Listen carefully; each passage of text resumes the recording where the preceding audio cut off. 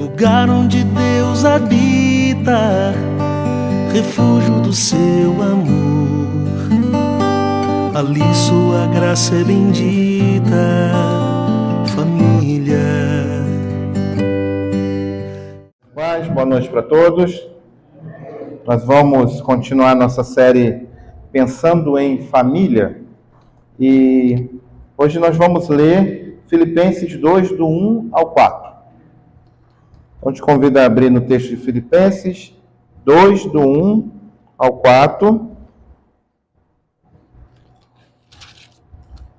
Esse sermão tem como título Casamento, uma jornada de humildade e amor. Casamento, uma jornada de humildade e amor. Filipenses 2, versículo 1 ao versículo 4. Faremos a leitura da palavra do nosso Deus. Assim diz sua bendita palavra.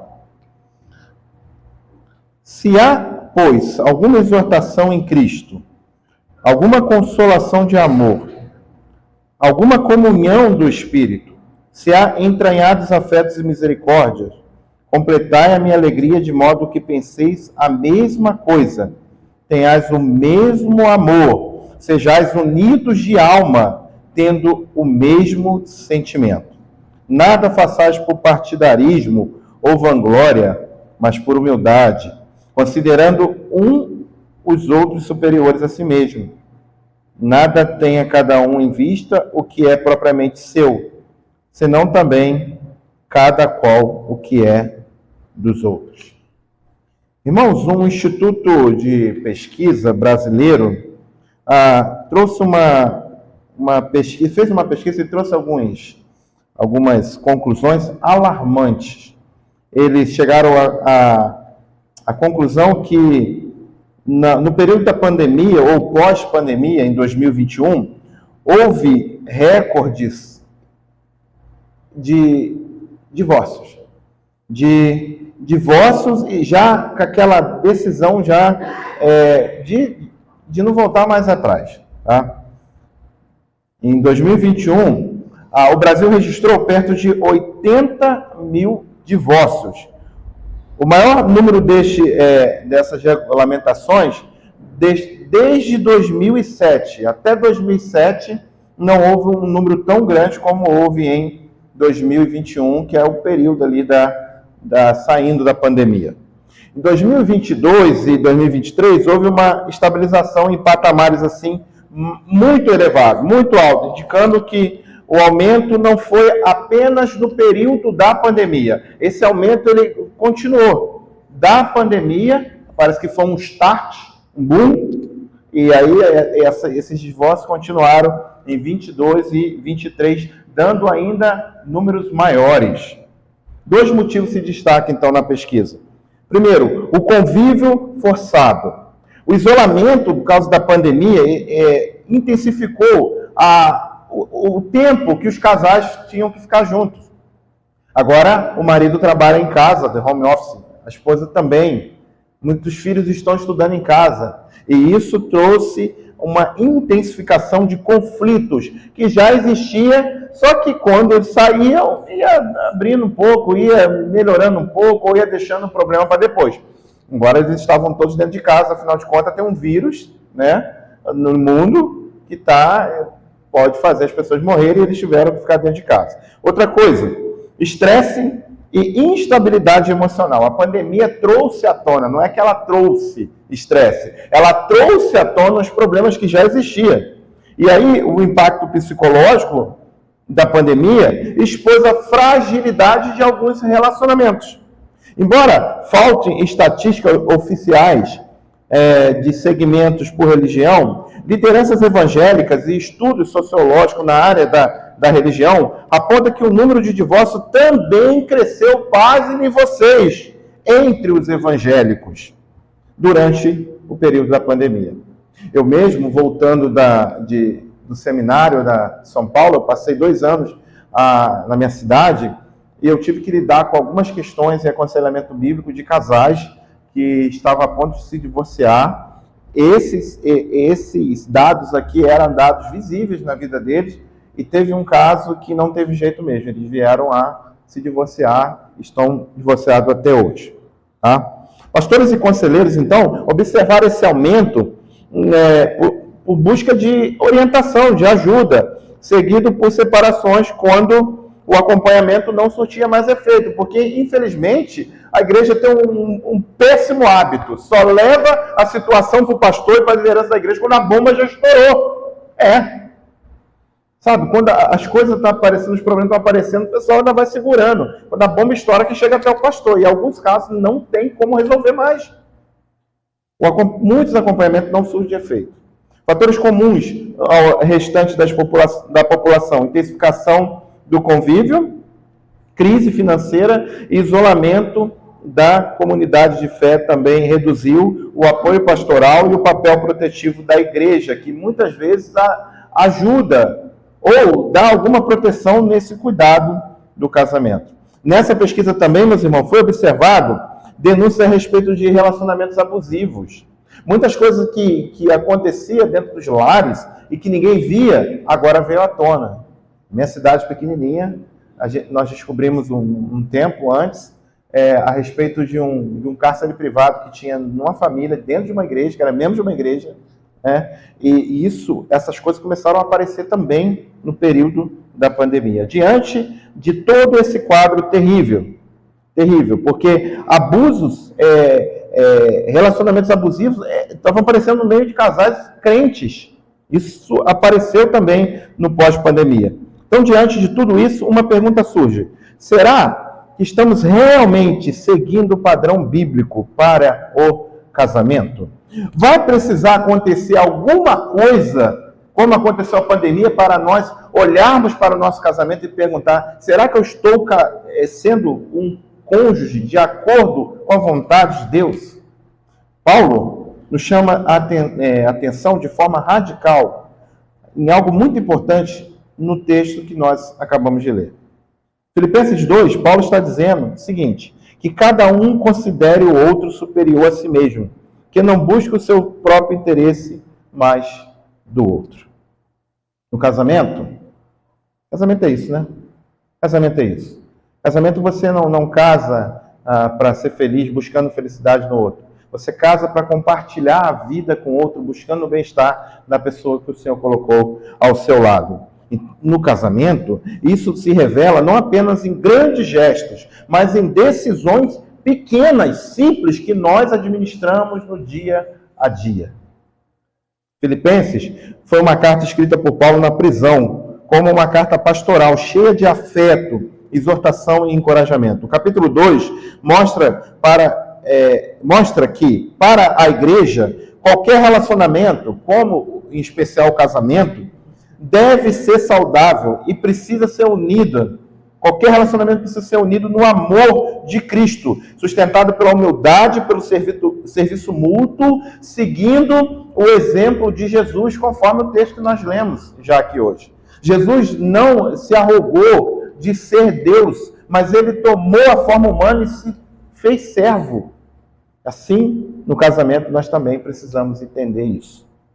Hoje nós vamos aprender que se formos alcançados pelo amor de Deus, eu estou falando para pessoas que foram alcançadas pelo amor de Deus. Se você foi alcançado pelo amor de Deus, você então deve viver o seu casamento com unidade, humildade e serviço mútuo, colocando a necessidade um do outro acima das nossas, como expressões do amor de Deus em nossa vida a dois. Nesse mês de maio, nós temos falado muito sobre família. Nós já falamos sobre a família em si, o cuidado dos pais, nós falamos sobre criação de filhos, agora nós vamos falar sobre casamento. A pergunta sempre que se faz é: pastor, eu que não sou casado, ou eu que já sou viúva, irmãos, a palavra de Deus, ela sempre vai ser utilizada para alguma coisa. Então, esse sermão é algo importante para você que é casado. Mas para você que ainda não casou, um dia você vai casar. Para você que já já é viúvo ou já não está mais casado, Deus vai usar essa mensagem para você usar na vida de alguém. Então preste atenção no que Deus vai falar nessa noite. Tá? Existe aqui uma mensagem para o seu coração também nessa noite. Hoje vamos aprender então que nós precisamos expressar o amor de Deus em nossa vida, e na nossa vida a dois não é diferente. Sendo assim, nós vamos aprender em primeiro lugar que a união com Cristo é a base da unidade no casamento. Então, a primeira coisa que eu quero ensinar para vocês é: a união com Cristo é a base da unidade no casamento. Olha o que diz aí o versículo de número 12. Paulo começa com um C. Vou pegar uma água aqui, irmãos. Volte seus olhos para a Bíblia aí. Ele começa com um pequeno C. Quando o apóstolo começa a conversar dessa forma, ele coloca uma condição. Qual é a condição? É tudo aquilo que ele veio falando antes. E antes, os irmãos vão ver no 1:27, tem um título aí muito apropriado, que vai falar da unidade cristã na luta. E ele vai falar coisas a respeito da nossa união com Cristo. E aí no versículo 1 ele vai dizer: se há alguma exortação em Cristo, alguma consolação do amor, alguma comunhão do Espírito, se há entraiados afetos de misericórdia. 2, completai a minha alegria, de modo que penseis a mesma coisa e tenhais amor, sejam unidos de alma, tendo o mesmo sentimento. Paulo utiliza 4 frases condicionais aqui, assumindo algumas verdades. Ele começa: se há alguma exortação, se há consolação de amor, se há comunhão do Espírito, afetos e misericórdia. Aqui, esse C que ele usa é um argumento, é uma ferramenta retórica. Paulo está dizendo: já que vocês têm em Cristo todas essas bênçãos que ele colocou, vocês precisam viver completando a minha alegria. Ele introduz, então, o apelo à unidade, que se fundamenta em bênçãos espirituais. Toda essa lista que ele colocou diante de nós aqui são bênçãos espirituais presentes na vida daquele que já é crente no Senhor Jesus. Exortação em Cristo, consolação em amor, comunhão no Espírito, entranhados afetos e misericórdia. É isso que ele está colocando diante de nós. Uma vez que você já tem essas bênçãos espirituais, você pode viver de acordo com o que ele vai ensinar no decorrer do texto. A partir do reconhecimento dessas bênçãos, o apóstolo vai agora desenvolver o seu ensino, e é isso que nós vamos aprender no decorrer desse sermão.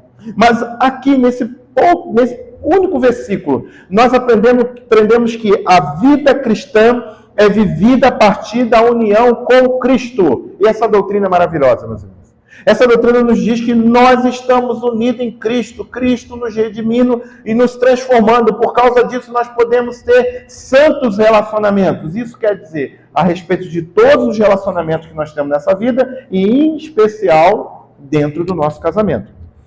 Cristo é a fonte de todo o consolo, de todo o amor, de toda a comunhão, de todo o afeto, de toda a misericórdia. Com isso, aprendemos que o casamento cristão, meus irmãos, também nasce e floresce a partir da união que nós temos com Cristo. Uma vez que nós somos unidos a Jesus, podemos nos unir de forma completa no casamento. O apóstolo João diz assim no capítulo 15, versículo 10 até o 12: se vocês guardarem os meus mandamentos, permanecerão no meu amor, assim como também eu tenho guardado os mandamentos de meu Pai, e no seu amor permaneço. Tenho dito essas coisas para que a minha alegria esteja em vocês e a minha alegria seja completa. O meu mandamento é este: que vocês amem uns aos outros assim como eu vos amei. Nós devemos, meus irmãos, nos esforçar sabendo que Jesus já nos amou e em Jesus nós conseguiremos amar uns aos outros. E permita uma ilustração para explicar melhor o que eu acabei de dizer. Pense comigo em um triângulo. Estamos aqui a base do triângulo, e aqui tem você e aqui tem o seu cônjuge. A irmã e o seu marido. O irmão e a sua esposa. E quem está na base do triângulo? Deus. Quando você sobe o triângulo, você vai se aproximando de Deus, correto? Quanto mais você se aproxima de Deus, mais você se aproxima do seu cônjuge. Você entendeu? Você entendeu? Por isso que o casamento do crente é somente no Senhor. Porque se você casar com alguém que não está no Senhor, você vai estar aqui, ele vai estar aqui embaixo. Você vai estar perto de Deus, ele vai estar longe de Deus. Você está próximo do Senhor, mas longe do seu cônjuge. Por isso que o casamento precisa ser no Senhor. Pessoas redimidas precisam casar com pessoas redimidas. Por isso que você casou com um crente, você tem uma grande alegria e satisfação, privilégio de ser casado com um crente. Então, quanto mais você chega para perto do Senhor, mais você está perto do seu cônjuge. Isso não é intolerância religiosa, tá, gente? A gente fala que esses crentes são antipáticos. Acha que a gente só pode se relacionar com outro crente. Não é intolerância religiosa, não, meus irmãos. É o reconhecimento do que Deus manda e o benefício de viver uma vida de obediência.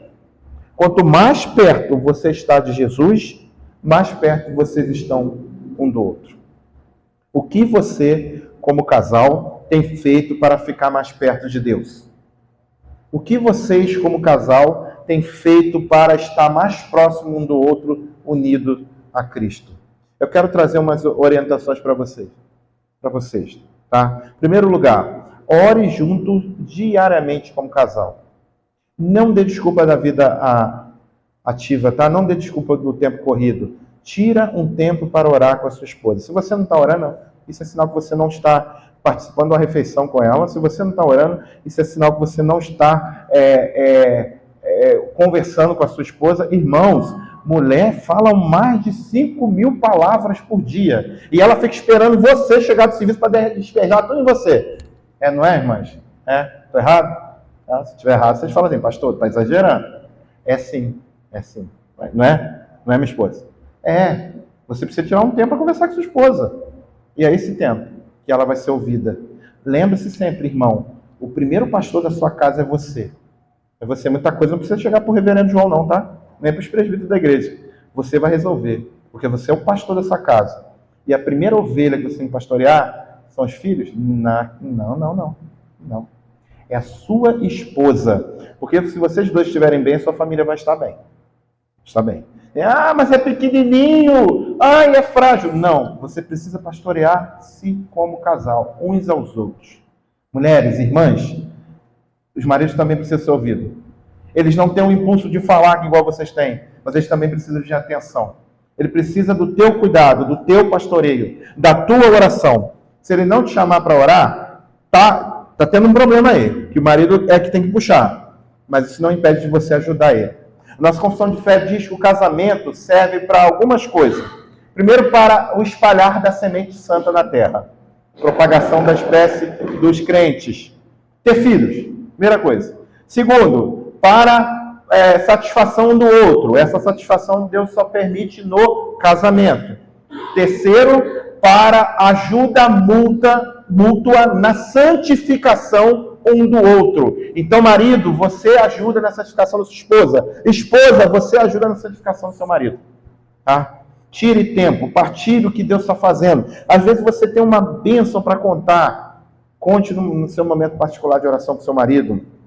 Isso deve acontecer no momento de conversa. Sabe? Eu sei que tem uns momentos de culto doméstico com a família, mas é preciso ter os momentos de orações entre vocês, como casal. Não é fácil. Não é fácil. Minha esposa está aqui, minha testemunha, vai me dizer que não é fácil. A gente às vezes falha muito nisso, mas essa é a orientação da palavra de Deus. Sabe? Às vezes o pregador é como aquele guarda que chega para o carro, vê uma lanterna quebrada e chega para o motorista e fala assim, tua lanterna está quebrada, sem corrigir. Aí o motorista fala assim, mas eu estou vendo a tua quebrada também. Ele olha e fala, eu vou arrumar, mas nesse momento eu estou no lugar da lei e eu tenho que falar para você. A tua lanterna está quebrada. E ele sai e arruma dele também. A lei é para os dois. Primeiro corta aquele que está falando.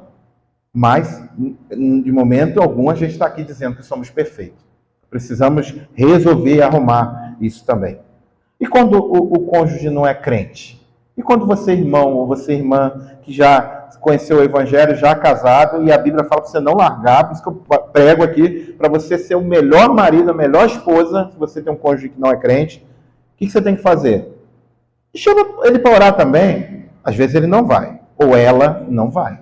Mas chame. Se não for, ore pelo seu cônjuge. Dê um bom testemunho e seja o melhor marido, a melhor esposa que você pode ser para aquela pessoa. Nunca deixe de acreditar no derramar da graça de Deus sobre a vida da pessoa que Deus te deu para ser casado com você. Nunca deixe. Peça que Jesus leve o seu cônjuge ao conhecimento dele, que o Espírito Santo converta o seu coração. Olha, gente, eu tenho visto Deus fazendo tanta coisa em ambientes assim. Tenho visto maravilhas de Deus na vida de pessoas. Quando mais vocês estiverem perto de Deus, mais estarão perto um do outro. Então não abra mão desses momentos. Não abra mão. Vão sair para comer alguma coisa? Louve a Deus por isso. Louve a Deus por isso. Nada impeça de você glorificar a Deus comendo um açaí, um sorvete. Mas entenda que vocês precisam estar mais perto de Deus para estar mais perto um do outro. Então, depois de entendermos a base da nossa união, nós vamos aprender que a humildade preserva o amor e desfaz os conflitos conjugais. Primeira coisa que nós aprendemos é que a nossa união depende de estarmos unidos a Cristo. Uma vez junto a Cristo, nós estamos mais perto um do outro. Agora nós vamos aprender que a humildade preserva o amor e desfaz os conflitos conjugais. O versículo 3 começa assim: nada façais por partidarismo ou vanglória.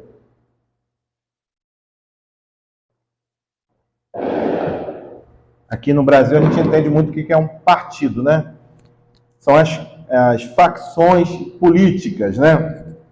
Nós temos às vezes sentimentos partidários, nós às vezes dividimos. Então esse texto aqui está dizendo que nós não podemos fazer nada para dividir, ou por vanglória, ou seja, por glória pessoal.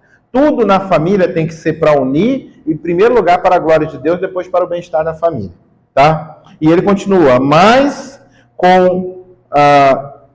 por humildade, considerando uns aos outros superiores a si mesmo, tá? Ele mostra que destaca a palavra partidarismo como ambição egoísta, e essa palavra partidarismo no grego do Novo Testamento é a mesma palavra que é usada para falar em relação a um mercenário. Vocês sabem o que é um mercenário? É aquela pessoa que trabalha para benefício próprio, mesmo que vá fazer uma coisa ilegal, mesmo que vá fazer uma coisa imoral, tá? Esse é o mercenário. Essa palavra que é usada aqui como partidarismo também é atribuída aos mercenários. Então ele está dizendo, não faça nada para o seu bem-estar próprio, mas para a glória de Deus e para o bem-estar da sua família. A cidade de Filipos era uma colônia romana, orgulhosa do seu status social. A ambição e os prestígios pessoais eram valores da cultura filipina, de Filipos, da cultura filipense, tá? Mas Paulo denuncia esses perigos porque isso estava dentro da igreja. Paulo denuncia como perigos espirituais dentro da igreja e também nos relacionamentos que se tinha dentro da igreja, inclusive no casamento. Quando ele usa a palavra vanglória, ele fala a respeito de vaidade ou orgulho próprio, um orgulho vazio. É o desejo de se parecer importante sem ter substância real. Era típico dos retóricos vaidosos lá daquele período grego, né? Dos filósofos populares, dos oradores que ficavam falando nas praças, de aquele ímpeto inflamado, eles queriam se mostrar mais inteligentes, mais poderosos, mais espirituais. E esse sentimento mundano estava dentro da igreja, dentro dos casamentos. Paulo fala, não faça nada disso por vanglória. Paulo usa esses termos para denunciar a atitude dentro da igreja e dentro do casamento, nos relacionamentos, em que alguém busca ser notado, admirado ou valorizado, mas sem amor genuíno e sem desejo de serviço verdadeiro. É um contraste direto com o exemplo de Jesus, que nós lemos dos versículos 6 até o 8, nós lemos aqui na liturgia. Vamos ler do 5 aqui, ó. O texto está aberto aí, Filipenses 2, do 5 ao 8. Tendo em vós mesmo sentimento que houve também em Cristo Jesus, pois ele, subsistindo em forma de Deus, não julgou como usurpação ser igual a Deus, antes a si mesmo se esvaziou, assumindo forma de servo, tornando semelhança de homens, reconhecido em figura humana, e a si mesmo se humilhou, tornando obediente até a morte, e morte de cruz. Paulo está dizendo, então, que o nosso maior exemplo deve ser o exemplo de Cristo. Se Cristo, o Rei eterno, a segunda pessoa da Trindade, como falamos de manhã, o Deus Todo-Poderoso, se tornou um servo para servir a sua igreja, Por que que eu e você não podemos servir aquela pessoa amada que Deus colocou ao nosso lado, dentro do nosso casamento? Provérbio 13:10 diz: da soberba só resulta a discórdia. Por isso que existem muitas brigas e discordância dentro do casamento. O Tiago vai falar lá no capítulo 4, ele traz a pergunta: de onde que vêm as guerras que tem entre vocês? Vem do desejo de vocês mesmos, que milita dentro de vocês. O desejo de agradar a si mesmo. Da soberba só resulta a discórdia. Mas a sabedoria está com os que aconselham, com os que são brandos, com os que cuidam um do outro. O marido disse à esposa certa feita: querida, vamos fazer como a Bíblia diz e considerar o outro superior a si mesmo. A esposa achou aquilo perfeito, falou: ótimo, então admita nesse momento que eu sou melhor que você. Ele ficou espantado. Ou seja, não entendeu nada, né? A humildade começa em nós. Em nós. Quando paramos sem querer ganhar a discussão. E começamos a querer ganhar o coração do outro. Às vezes, nós queremos ganhar discussões.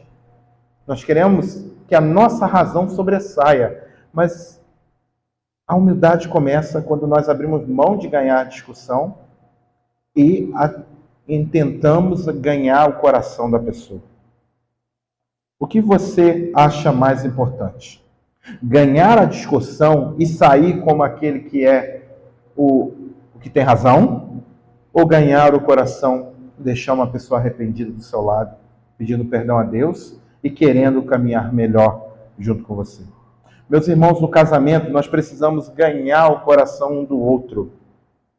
Isso desenvolve confiança. Quando eu ganho o coração da minha esposa, mesmo que algo pareça errado, ela vai olhar e falar assim: não é essa pessoa que eu conheço. Até que me prove o contrário, eu vou vasculhar para ver se isso é verdade. E isso acontece também quando a esposa ganha o coração do marido. Pode qualquer um falar: sua esposa fez isso, aquilo lá, longe de você. Ele vai falar assim: não, minha esposa não. Até que me prove o contrário, eu confio nela. Por quê? Como que isso acontece? Quando nós ganhamos o coração. Quando erramos, isso é uma dica para que você ganhe o coração. O que a gente faz quando a gente erra?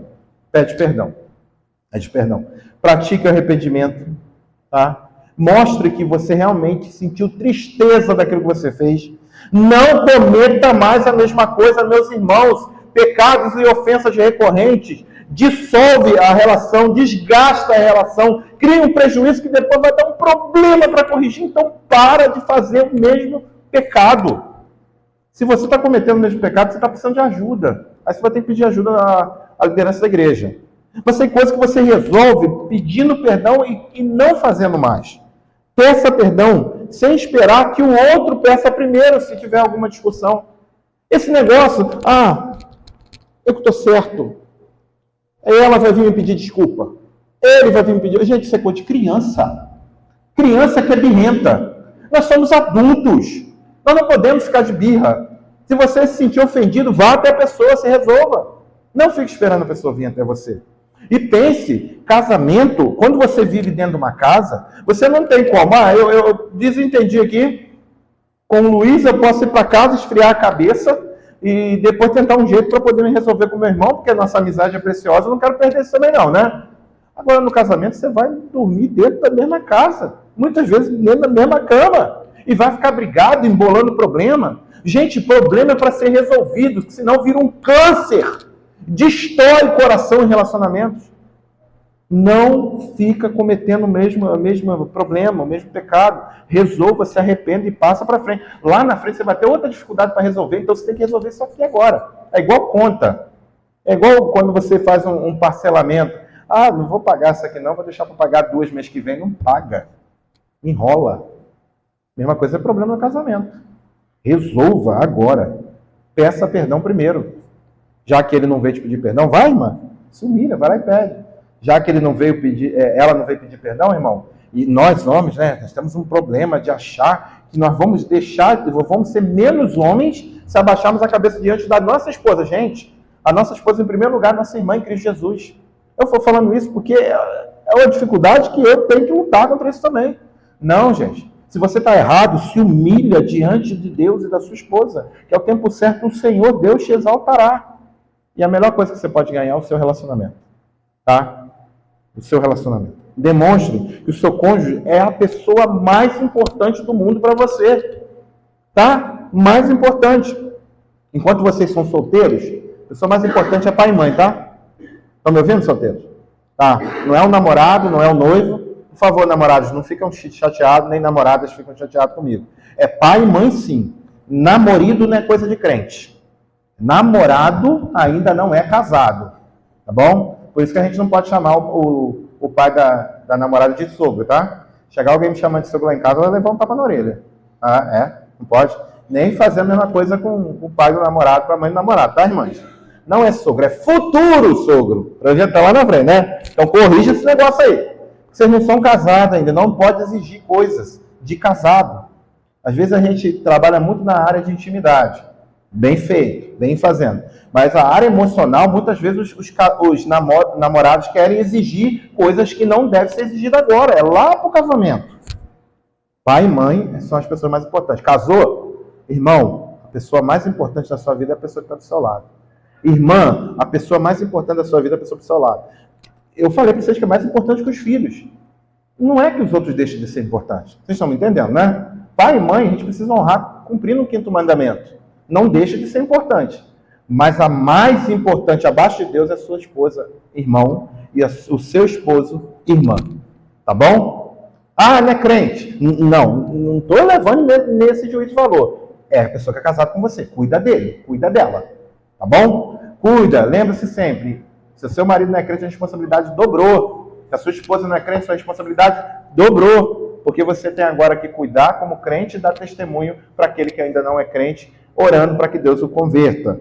Demonstre que você sabe que ele e ela é importante. Reconheça as virtudes do seu cônjuge. Para de atacar só os defeitos. Isso também desgasta. Eu sei que em algumas situações a gente precisa um confrontar o outro para ajudarmos na santificação. Não é isso que a gente falou? Mas é falar a verdade em amor. Mas é só errado. Camarada, é só errado. Ô, irmã, se o seu marido é tão errado assim, você que é doida. Por que você casou com ele? Ué. Ô, irmão, se a tua esposa é tão errada assim, por que você fez essa besteira de casar com ela? Não é. Não é. Eu tenho certeza que não é. É porque a gente tem um hábito só de apontar o erro. Olha as qualidades. Vou te dar uma tarefa de casa. Lixa aí umas 10 qualidades do seu cônjuge quando você chegar em casa. Você vai ver que são mais qualidades do que defeito. Que as críticas venham com amor, com carinho, para construir junto com a família. Mas os elogios não podem ser ausentes no seu casamento. Por último, em vez de ganhar a discussão, lute para manter a paz. Não queira ter razão sempre. Em alguns momentos a gente vai deixar a poeira passar. Não desgaste a sua relação.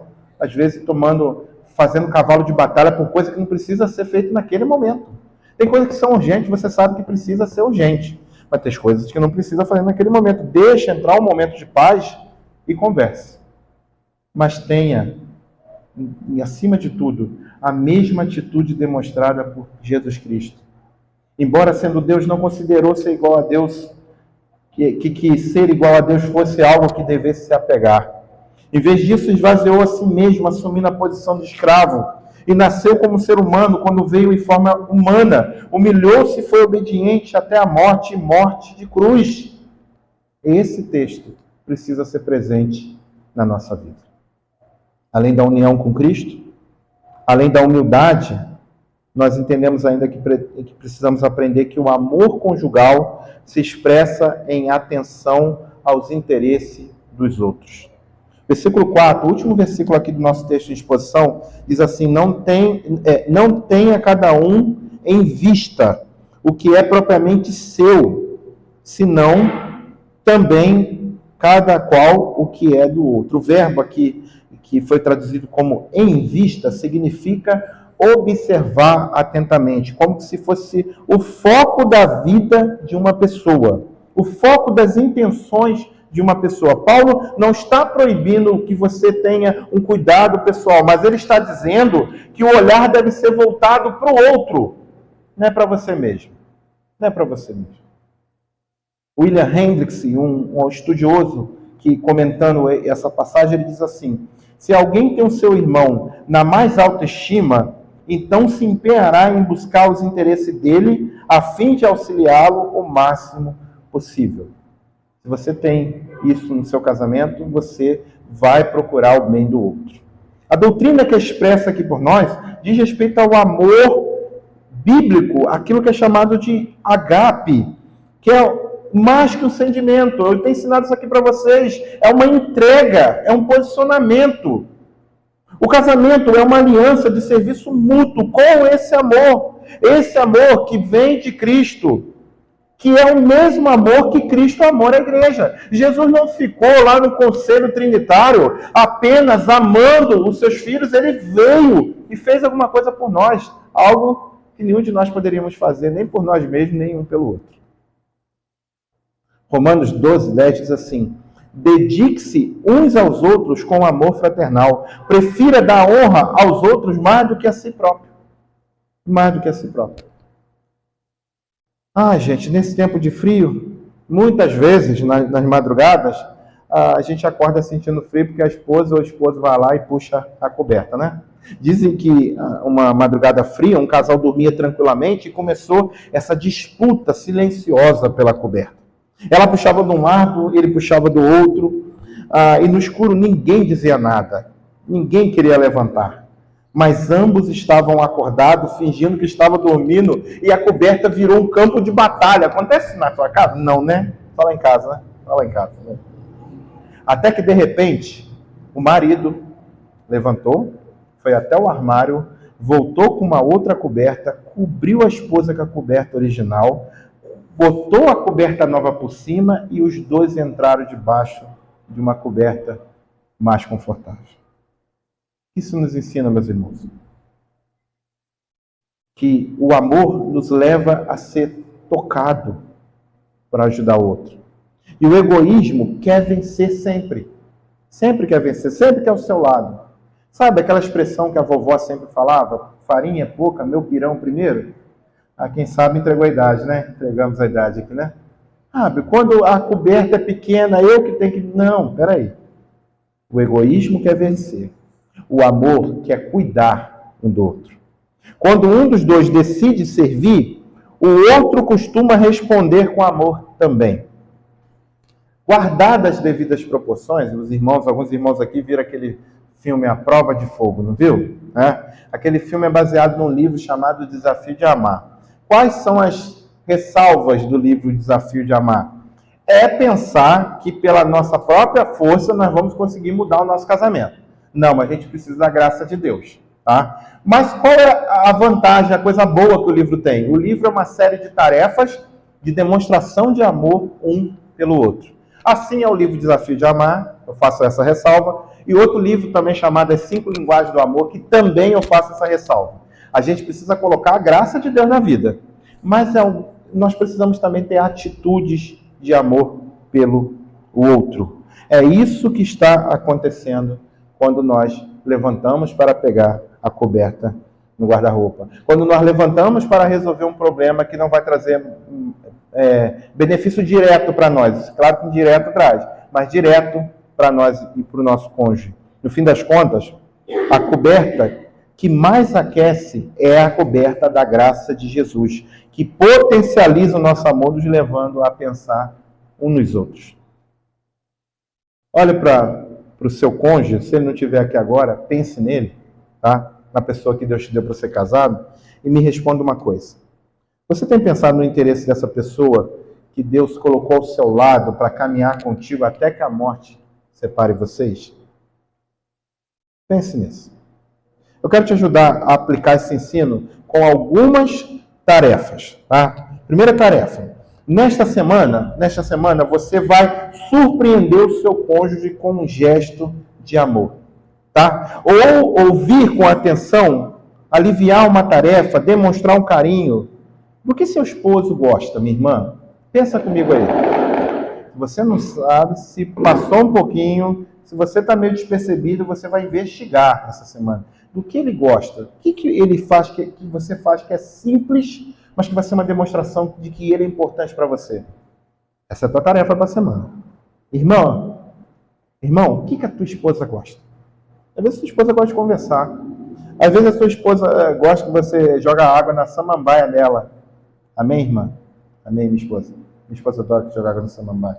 Às vezes a sua esposa gosta de, sei lá, passear no outro, ir lá comer um KFC lá no shopping, ir no cinema. Não sei. Você sabe, eu não sei, você sabe. Essa semana você vai se comprometer a demonstrar o seu amor. Amar, meus irmãos, é um comprometimento. Eu estou te dando uma tarefa para treinar isso. É o comprometimento com o bem do outro. Isso fará uma grande diferença hoje, que vai trazer benefícios para toda a vida de vocês. Se pergunte com frequência. Isso é uma coisa que você tem que fazer a partir de hoje e o tempo todo. Como posso servir meu cônjuge hoje? O que eu posso fazer para melhorar a vida da pessoa que está comigo? Não é o casamento para trazer benefício para você diretamente. Lembre-se que indiretamente você vai ganhar. Mas é para fazer a pessoa que está com você mais feliz naquele dia. Lembre-se sempre, meus irmãos. Lembre-se sempre. Vocês são uma dupla. Pensa numa dupla sertaneja. Olha lá. Zé de Camargo e Luciano, Tião Carreiro e Pardinho. Quem conheceu essa última entregou a idade também, né? Essa aí. Quando o camarada larga a dupla, o que acontece? Carreira solo, né? Vocês não são carreira solo, tá? Vocês não são carreira solo. Vocês são uma dupla. O casamento é dupla. Na verdade é em trio, né? Vocês e o Senhor Jesus. Mas humanamente falando, vocês são uma dupla, tá? O bem que você faz ao outro trará benefício para você e para a sua família. Então não tome decisões sozinho. Converse com seu cônjuge, não tome decisão. Irmãos, essa semana eu ouvi algo terrível que um pastor contou numa palestra que eu estava ouvindo. Ele disse que o irmão da igreja dele estava com 480 mil para poder comprar um apartamento, desde a entrada no apartamento. Um casal jovem, né? Todo feliz que ia ter o primeiro apartamento. E, de repente, o marido começou a jogar naqueles jogos de apostas esportivas, as famosas bets. Sabe? Você sabe? E aí, ele jogou 10 reais, ganhou 50. Ele ficou todo feliz. Aí ele foi e jogou 50. Ganhou 500 reais. Ele ficou empolgado. De repente, pegou os 480 reais, jogou e perdeu tudo. Tudo. Olha só. Ele fez isso sem falar com a sua esposa.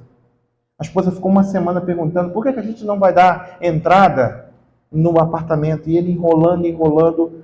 Quando ele contou para a esposa, o casamento desandou, a bomba explodiu. E aí eles foram procurar o pastor depois que a bomba explodiu. É sempre assim, né? Irmão, não faça nada sem falar com a sua esposa. Não faça nada. Eu não quero ficar consertando caco aqui nessa igreja, não. Tem muita coisa para a gente fazer. Para ficar consertando caco aqui de casamento de crente. Vão resolver as coisas aí. Se precisar, a gente para fazer. Mas tem coisa para fazer nessa igreja. Irmão, você não é carreira solo. Você tem uma dupla, sua esposa. Irmã, não tome decisões sem falar com seu esposo. Tem gente que ri. Uma vez um crente, um camarada crente, pasme, um pastor, me fez uma pergunta, eu falei, vou ver com o Juliano se a gente pode fazer, né? Aí mandou a figurinha, vou ver com a minha esposa se eu quero. Essas piadas, né? Do mundo. Nós não somos do mundo. Eu tenho que ver com a minha esposa se eu quero mesmo. Porque nós somos um só, duas pessoas. Nós somos um casal. Nós não somos carreira solo. Não deixa que as piadinhas do mundo, o pensamento mundano por aí, atrapalhe a sua vida cristã como casal, não. Pergunte a sua esposa sim, pergunte ao seu marido sim. O movimento feminista foi um negócio que veio para acabar com a feminilidade da mulher. As mulheres acham que estão tomando espaço na sociedade, elas estão matando a sua feminilidade. O movimento feminista só fez mulheres se tornarem estressadas e escravas dos seus próprios desejos.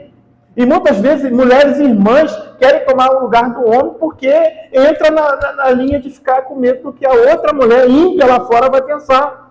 Não, você tem o seu marido, ele cuida de você com dignidade.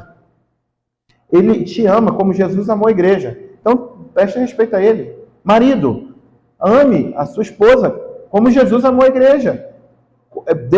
Preste conta para ela sim. Vocês são um casal. lembre-se disso, vocês não são carreira solo. Tudo que você faz vai trazer benefício ou prejuízo para a sua família. Então converse.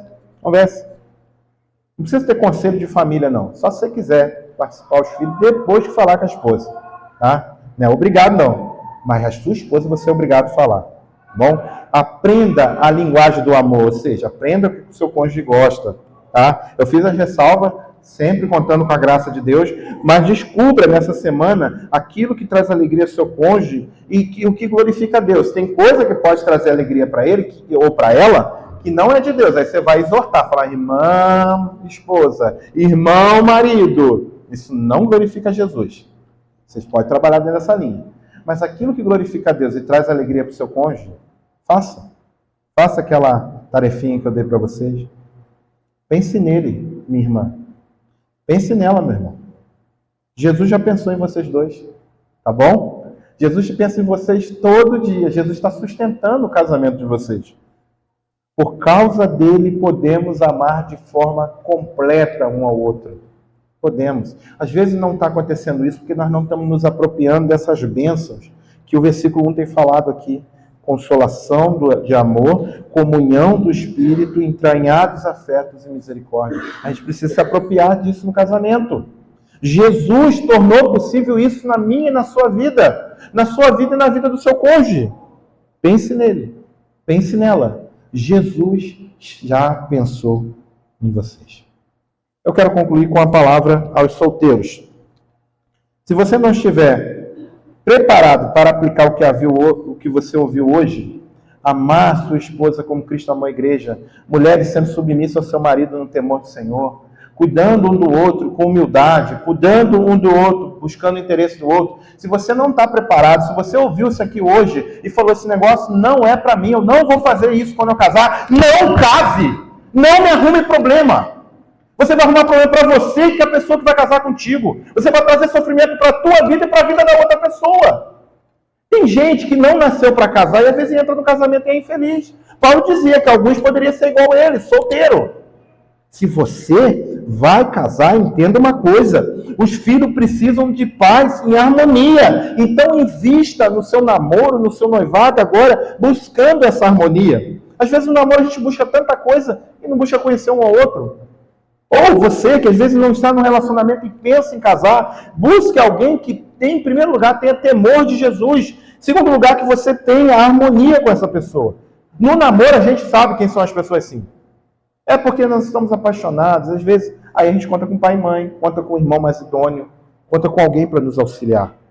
Tá bom? Invista no cuidado um do outro. Se você acha que não dá para você, não case. Não case, porque a cobrança no casamento vai ser isso, que você seja humilde, que você pense no bem-estar do outro antes de pensar no seu, tá bom? Ô gente, já tem alguns anos que eu não sei o que é comprar uma corda de guitarra, um tempinho, porque tem muita coisa na minha frente ainda antes de comprar a corda da guitarra. Ninguém me obrigou a casar, eu casei sabendo disso, tá? Eu glorifico a Deus que eu não trocaria minha família por nada nessa vida. Eu seria uma coisa horrível sem minha família. Deus tem colocado uma mulher do meu lado para me ajudar na minha santificação, senão seria terrível. Terrível. Louvado seja Deus por isso. Então pense nisso. Casamento é para a vida toda. Casamento é para a vida toda. Eu prefiro desmanchar um noivado no gabinete pastoral no momento do aconselhamento pré-nupcial do que participar de um divórcio de vocês. Agora, se eu casar vocês, eu quero acompanhar o nascimento do filho de vocês, eu quero renovar os votos de vocês, eu quero saber que vocês envelheceram para a glória do nome do Senhor juntos. Bom? O exemplo perfeito é Cristo. Ele se esvaziou, se humilhou e serviu. Isso é que sustenta um lar cristão. Casais, se vocês viverem Filipenses 2, do 1 ao 4, vocês vão glorificar a Deus na união de vocês. Pela graça de Jesus e uma dose de esforço nosso, nós veremos mudança no nosso casamento. Nós veremos mudança de tal forma que pessoas vão olhar a nossa casa e vão querer saber por que a gente vive dessa forma. Olha, gente, o meu casamento não é perfeito. Primeiro porque a Juliana casou com um pecador. Azar dela, né? Mais uma vez, o meu irmão estava muito nervoso com a minha cunhada, a gente morava próximo, eu fui lá conversar com ele. Ele saiu com a cabeça quente, ele não era de ficar brigando com ela, não. Ele saía E assim, era meio do pasto, né? Era sítio, né? E eu fui lá conversar com ele. Falei, rapaz, você tá nervoso aí? Você casou com uma pessoa excelente. Sua esposa é uma pessoa excelente. O que está acontecendo? Aí ele falou, olhou na minha cara e falou assim, você vem aqui tentar me ajudar, mas você tem uma vida perfeita. Vocês não brigam. Vocês não têm os problemas que a gente tem. E morava pertinho. Eu morava aqui, o meu irmão morava ali no vizinho da frente ali. A gente ficava um via a casa do outro. Eu olhei para a cara dele e falei assim, como assim a gente não briga? Eu não briga. Eu sempre vejo vocês sentados na varanda tomando café. Eu falei para ele, rapaz, a gente já está reconciliando. Na hora do café é a hora da reconciliação. É porque a briga, a gente briga em particular, a gente não briga para ninguém ver. Aí eu falei para ele, sabe o que nos une? Jesus Cristo. Sabe diante de que eu abaixo a minha cabeça, a minha esposa abaixa a cabeça? Diante da palavra. Ô gente, meu irmão está com a minha cunhada até hoje. Vamos lá junto. A trancos e a barranco vivendo lá. Né? E Deus tem sido glorificado na vida deles. Precisam melhorar muito. Precisa realmente ter um compromisso com Jesus. Ore por eles. Tá? Mas eles estão até hoje, porque eu falei para eles, nós abaixamos a cabeça diante daquilo que a palavra de Deus fala que é certo. Pessoas têm olhado a sua vida, tá? Eu acabei de falar para vocês que eu não sou o padrão, não. O padrão é Jesus, lembra disso, tá? Mas você também não é padrão, não. Mas pessoas têm olhado a sua vida e têm visto coisa na tua vida, no seu casamento, que eles não têm. E pessoas vão chegar até você e perguntar por que o seu casamento é desse jeito. Então você tem a responsabilidade de cada vez mais melhorar. O reverendo Adão Carlos Nascimento escreveu um livro chamado Oficina do Casamento, e ele fala assim, logo nas primeiras páginas, ele fala que não existe casamento tão ruim que não possa ser consertado. E não existe casamento tão bom que não possa ser melhorado. Então você tem responsabilidade de melhorar o seu casamento a cada dia mais, para a glória de Deus e traçando um padrão de vida feliz diante de Jesus para as pessoas que estão ao seu redor. E olha, ame essas pessoas, tá? Ame. A ponto de chamar elas para vir à igreja, ouvir uma pregação como essa, ir ao grupo, ao pequeno grupo, ouvir o resumo da mensagem. Ame pessoas. Ame pessoas, a ponto de convidá-la para conhecer o Senhor Jesus. Que o Senhor assim nos abençoe, que abençoe você e a sua família. Amém. Lugar onde Deus habita, refúgio do seu amor, ali sua graça é bendita.